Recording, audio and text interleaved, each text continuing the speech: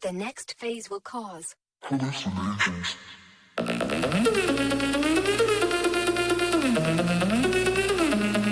Mind control.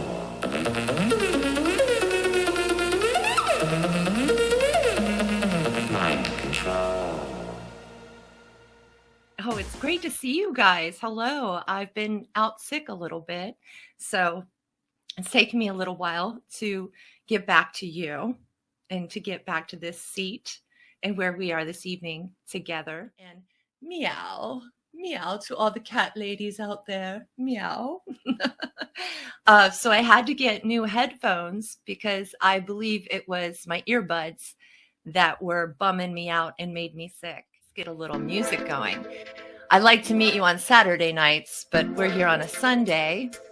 Sundays for me are usually reserved for watching Grand Theft World. That's right, Grand Theft World, kids. And that will be coming up after my show. I hope to leave us enough time to take a good break and then go over and see the fellas at Grand Theft World.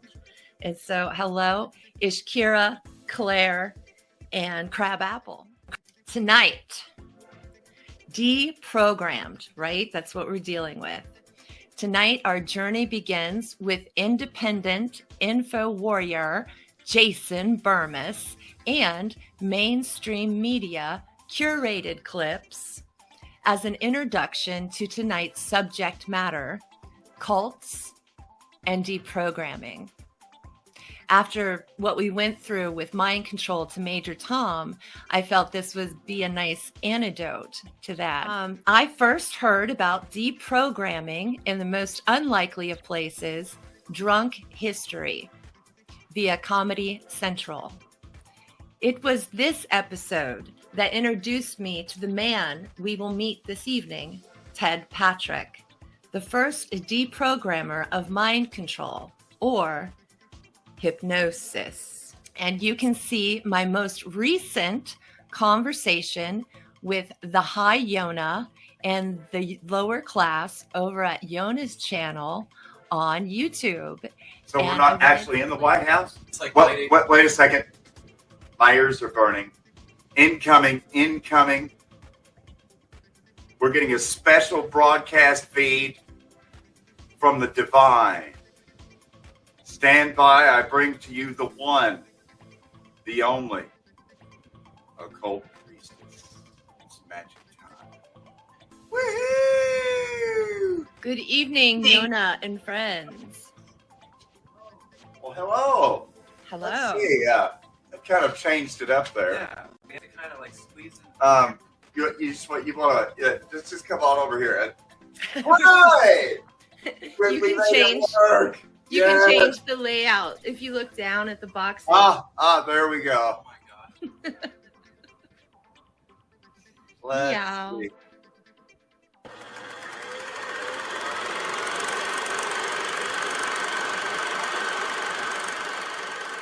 Familiar with NXIVM. Brainwashed sex slaves. That's what investigators are calling the victims of a man they call a cult leader. On its surface, it was a self-help, multi-level marketing business with shades of Scientology. In promotional videos and materials, it claims more than 16,000 people worldwide have taken NXIVM courses. However, prosecutors have claimed it is a sex cult that has branded women, is involved in sex trafficking, and has done unlicensed human experimentation. Hey everybody, Jason Burmis here, and you know what?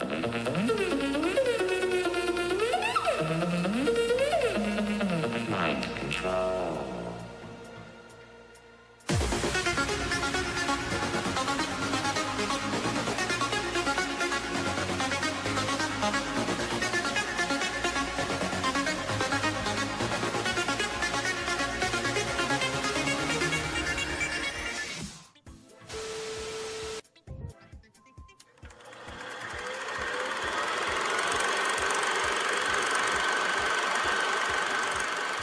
Waitress. I edited all of this all by myself. And of course, I do all my own production work. And my spirit guides dress me. Okay, thanks.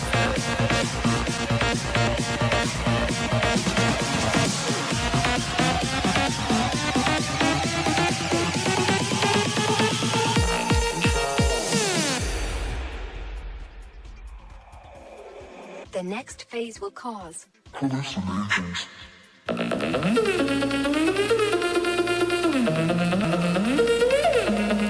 Mind control.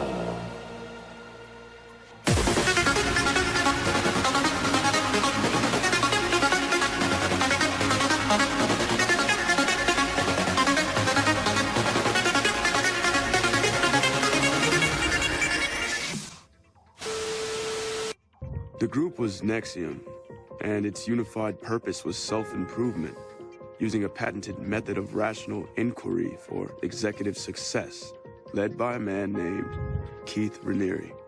And that's the first time I heard this term DOS. Dominus Obsequious Sororium. It was sold as a female empowerment group, but That's Latin for master over female slave. I was then told that they were branding these women. she was told to say, "Master, please brand me. It would be an honor." Hey everybody, Jason Burmis here, and you are watching 24 videos in 24 hours on the run-up to the Terms of Service change in YouTube, where if you're not commercially viable, I guess that they can just get rid of you. And we're going to be talking about baby farms and the sex slave trade and healers such as John of God and his many, many connections with Robin Basilicki, who has done amazing work on this. Robin Basilicki, I encourage you to follow her on Twitter. I had some correspondences with her. She's charming and also wicked smart. So I definitely ask you to follow her and see her whole story on Jason Burmis's channel, where she talks about when she was very young being a part of Scientology. So her story is very interesting. She's an interesting woman. Subject and so much more. Look at Nexium and how a lot of that has already been whitewashed, and how now we're postponing the hearings of when we're going to sentence these people. And Claire Bronfman has already negotiated a deal that it was in the news really rapidly about a year ago, right after New Year's, late January into February. And child sex slave ranch. I mean, these headlines were very real. He had big connections to those like Clinton, Oprah, others. The media was well aware of this guy. According to Gail Thackeray, who is like one of his followers, and she's been running his live events for quite a while. Okay, so we're talking now about Gail Thackeray, and you'll see I put an image up on the right, which is a collage of the work I've done about Gail. It was Robin who, in this very interview, that clued me in to who Gail was. And then I looked on my Facebook and I saw we had 8 mutual friends. And so I did a blog about this called Cult versus Occult. And that also features Russell Brand, branded for life, right? Okay.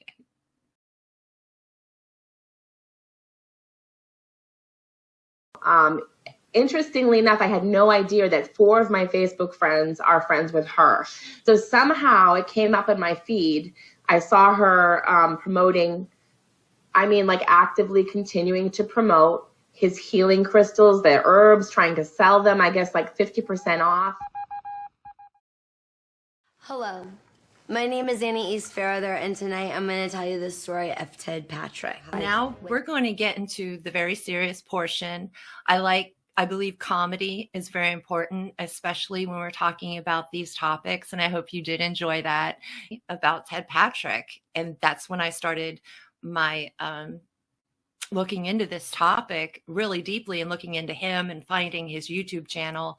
And I actually left a comment and he liked it. So that was neat, feeling like I was bridging the gap, in time and bringing it all forward.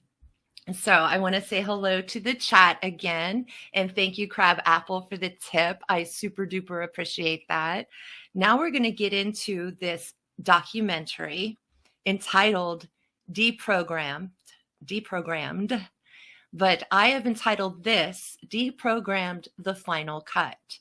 This is about an hour and a half documentary, but I've whittled it down to about 50 minutes. And so it's pretty in your face. It's trigger warning, basically, just like last time with Mind Control to Major Tom. So we're rocking the fin on Rokfin Sunday night. I wanted to understand more about deprogramming, so I tracked down the man who invented the practice, the same man who deprogrammed Matthew and hundreds of others. Now, I want to come back to you, Mr. Patrick. Now, you call what happened to people in that situation, you call that programming, and yes, you call what you do deprogramming. Now, I think it's pretty evident that in some cases you have used physical force, coercion, deception, harassment to break a person and bring them back to sanity. There's no physical force now. It's just a matter of picking them up and putting them in the car. I didn't think he was like a pawn of the man or the machine, but I thought he was misguided.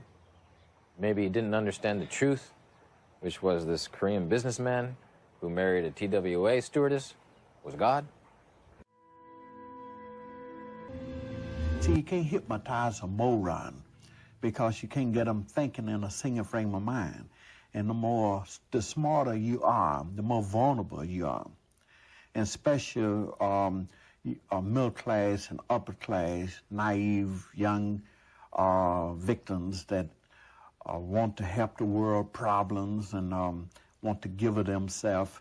And they've been overprotected by their parents and don't know anything about these con artists. They hide under the guise of religion. Well, my son's sitting there. Hello. And so I wanted to say hello to the Borg in the chat who says resistance is futile. And I hope you are enjoying the show. Hello, Nathan Nichols. Welcome to the chat. And we welcomed Matt Williams earlier as well.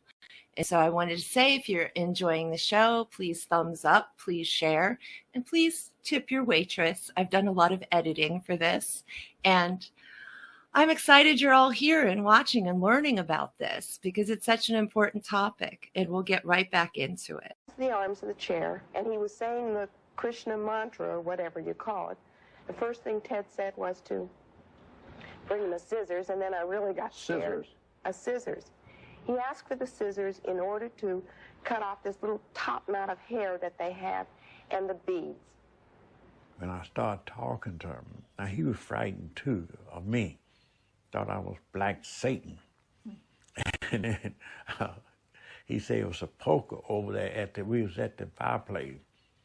And in his mind, he was going to take that poker and beat me to death with that poker.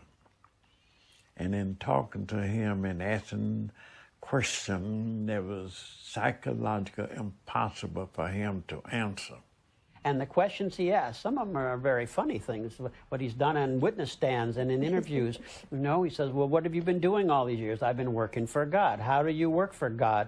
I've been raising money on the streets to get money to send money to God. Well, how did you send money to God? Did you write him a check? Did you mail it? And these really strange questions that caused these people to think. How did you give them money? You heard a message from God? How did he speak to you? Did he send you a letter? Why doesn't he want you to think? And another thing, too, was like what my father was saying about Lightning Amen being in Washington, right, in Lafayette Park. And he had said, if I told these people to jump off a cliff, they would do it without question, right? And all of a sudden, that hit me. It was the cognitive effects that most interested us, the real organic effects of mind control that we came to call information disease. These were clear signs of people who came out of these groups who had difficulty thinking, reasoning, making independent choices, something that Ted saw in all over the place when he was talking with former members. and amnesia, nightmares, all these signs, floating in and out of altered states, as Ted pointed out. Once people were deprogrammed, that wasn't the end of it. They needed a period of rehabilitation that could last weeks and months. When we interviewed Ted for Playboy, it was in early November 1978. Playboy, Hugh Hefner, they're champions of First Amendment freedoms. We walked in for our first editorial meeting, and our editor here in New York pulls out a legal pad with 14 pages of notes from the editors and the lawyers about deprogramming and Ted Patrick. And he said, we're going to have to go through every single one of these to satisfy people in Chicago about whether this man's a crackpot or not. That was on a Friday afternoon. That night, we came home and the news broke about the Jonestown tragedy, and that whole weekend, the media was filled with footage showing the hundreds and hundreds and ultimately 900 bodies rotting in the sun down in Guyana. On November. And so I just want to say real quick, I didn't really put any of the graphic photos in here because I figured you've probably seen the Jonestown massacre and you probably don't need to see it again. So.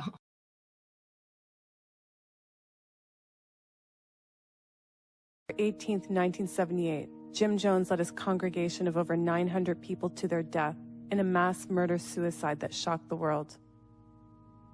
The tragedy happened at the church's remote compound in Jonestown, Guyana, a place that was supposed to be their socialist paradise.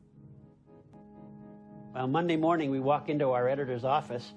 He pulls up his legal pad, and he just tore the whole thing in half because that demonstrated what this phenomenon was about, how serious it was, and what Ted had been saying, that it was going to take a tragedy. It was going to take a lot of people dying before people would accept this problem of cult mind control and try to come to grips with it. You think that these groups have techniques of mind control that you feel are dangerous? Yes, Hare Krishna is one of the main ones. The young man over there right now, he just sitting over there chanting Hare Krishna, which is self-hypnosis. And he got his hand in the bead bag. And he just, ever since he been here, he been chanting Hare Krishna. Now, this is his life's blood. He got to chant. And because if he doesn't chant or get away from the influence, he'll start thinking. Stop deprogramming. I mean, the cults will go to any length to discredit anyone who is taking away their bread and butter. Where I lived in San Diego, they put notes in my neighbors' mailboxes saying, did you know that your neighbor was a child molester, with my name on it. One time when we went to testify in front of a judge, and I was wearing a particular suit, a particular blouse, I had a hat on, and that picture was in the paper. A little while after I came home, my house was broken into. And what was taken was the suit that I was wearing, the blouse that I was wearing, which was in another closet. It was just like saying, you know who it is, we've been here. The coffee, my dear. Thank you for coming, my dear.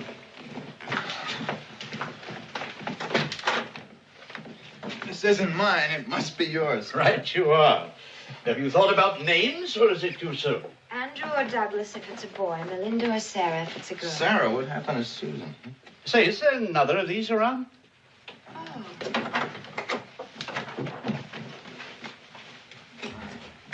I don't see it, Hutch. No, it's not here. I'll probably left at the city center. I'll stop back there.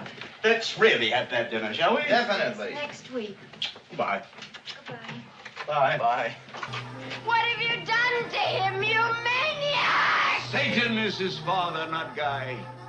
He came up from hell and begat a son of mortal woman. Hail Satan! Hail Satan! By the late 1980s, the majority of deprogrammers started calling themselves exit counselors and refused to do anything by force. Ted Patrick didn't adapt to the changing tide and remained true to his conviction that in order to save someone from a dangerous cult, you had to remove them physically from the influence at any cost. To me, it's people that are snatching people off the streets and fucking jacking them up, and then they're living on a compound. It's a cult to me, people that are brainwashed. You know, I went out And sure, I fucking killed animals, and I hung out with older people, and I did tons of drugs. Nobody understood or stopped to ask why I fucking was so full of hate, right?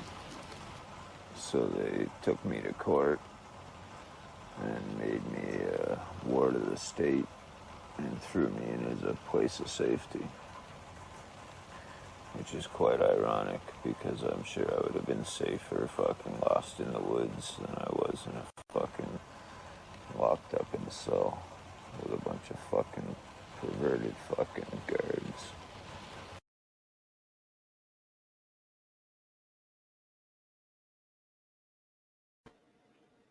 And so, as you can see, I've written here, perverted guards, because that's what he just said. Never send your loved ones away to be cared for by paid strangers. That's a little message to the community. We've got to take care of our own. And when we're walking in faith and we've got ears and eyes on, then we can take care of our own. And I wanted to thank the beautiful tippers in the Rokfin audience. There are many families who will call me, "Can you help us?" And my answer today is no, I cannot help you, because those situations would require restraint. Those situations might require that kind of kidnap deprogramming that Ted Patrick was known for back in the 70s, which I don't do and no one does anymore. The legal implications and the legal bills involved in doing involuntary deprogramming made it impossible. I was driven into bankruptcy, and the Cult Awareness Network was driven into bankruptcy through a series of lawsuits. They were sued, I think, over 100 times by Scientology lawyers.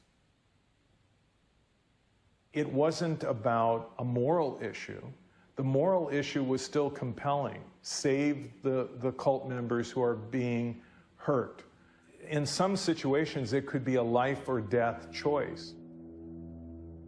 On April 18, 1993, 76 Branch Davidians, including their leader, David Koresh, were killed in a fire following a 51-day siege of their Mount Carmel compound. I was approached by one family before the Waco Davidian standoff. They were debating whether or not to do a possible involuntary intervention. Ultimately, they decided not to, and he is dead. His wife is dead. Her child, their baby, is dead. It's not easy for me to forgive Ted Patrick. I kind of feel that he believed he was doing the right thing, and since he was doing the right thing, it didn't really matter what rules he broke or whose feelings he hurt to get what he wanted. And so I just want to shout out Robin Vasiliki. I hope I said it right. She's actually in the Rokfin chat. So we saw Robin's clip earlier with Jason Burmis when we talked about Gail Thackeray, which is a woman out here at the Conscious Life Expo. She was over at the Russell Brand lecture, and that's all in my blog with Robin's from the YouTube that Robin was in with Jason. That's also in the blog, Occult versus Occult, over at WordPress.com. So Robin, I just wanted to give you a big shout out and a big hi. And you guys, please follow her over on Twitter. To some degree, what we're looking at are people that have become trapped within an environment controlled by an extreme charismatic leader, an organization that controls contact with the outside world and encapsulates its members. This is the hallmark of thought reform. This is the litmus test, really, for many groups called cults.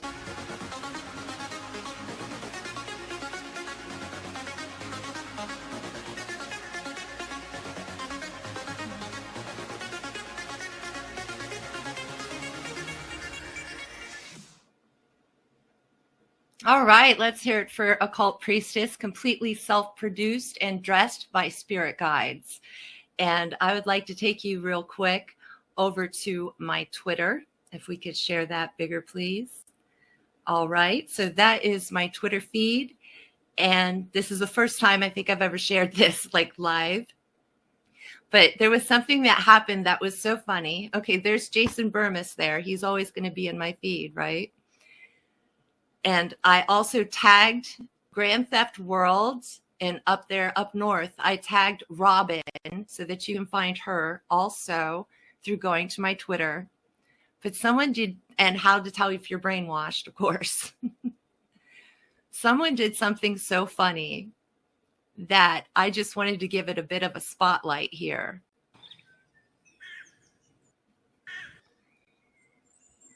All right, everyone, now it's time for a little update, again, regarding InfoWars.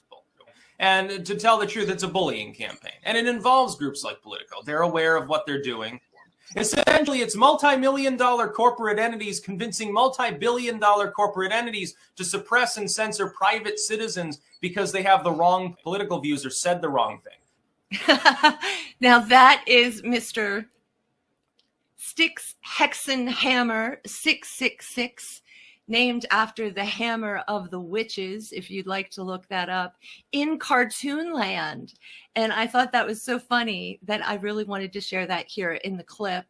And also, where I would like to see Styx Hexenhammer 666 rock over to Rokfin. So if you guys would like to @ him at his Twitter and tell him to come over to Rokfin, because we sure would like to have him.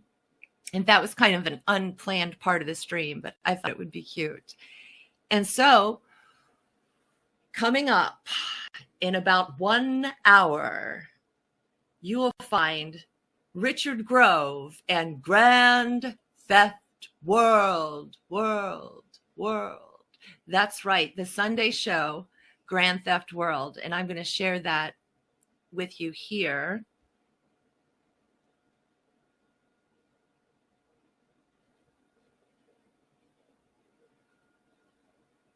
Hi, Ishkira. Hello, Cornelius Wolfshirt.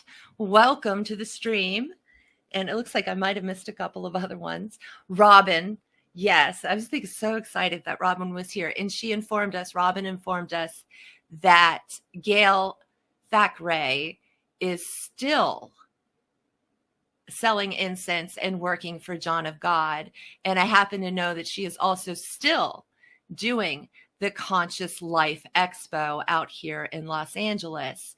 And as I said in the chat, I am boycotting all of those things and those people. Even though I'm out here in LA, I'm done. I learned what I could learn, and I no longer need to be dealing with that situation, no longer going into the lion's den and just getting infected by their creepiness. So that's why I'm here. I'm live. And this is how I'm teaching. So we can see, yep, Grand Theft World. And as Alex Jones famously said, this is not a video game. Grand Theft World. He called it Grand Theft Auto. And this is where I will be going next. And I hope to also see you here in about exactly 1 hour. How is that? I think I timed that very well. That all worked out. We are going to like. And then we're going to thank you all for being here this evening with your hostess, with the mostess, Occult Priestess. And we thank you for all of your tips. And of course, we are going to shout out the beautiful tippers, right? So shout out to Crab Apple from Occult Priestess. Shout out to William Adams from Occult Priestess, and shout out to Aaron Johnson. And you all have been very generous this evening. Thank you for giving me your time, your energy, and your attention. And I hope that this has been worthy of that for you, and that you've learned something new and maybe found a few friends in chat that you can start building community with, because you know I'm all about community. So peace out, everybody. Have a great night. Oceans of love. 28 watching. Get those thumbs up and please share. Good night.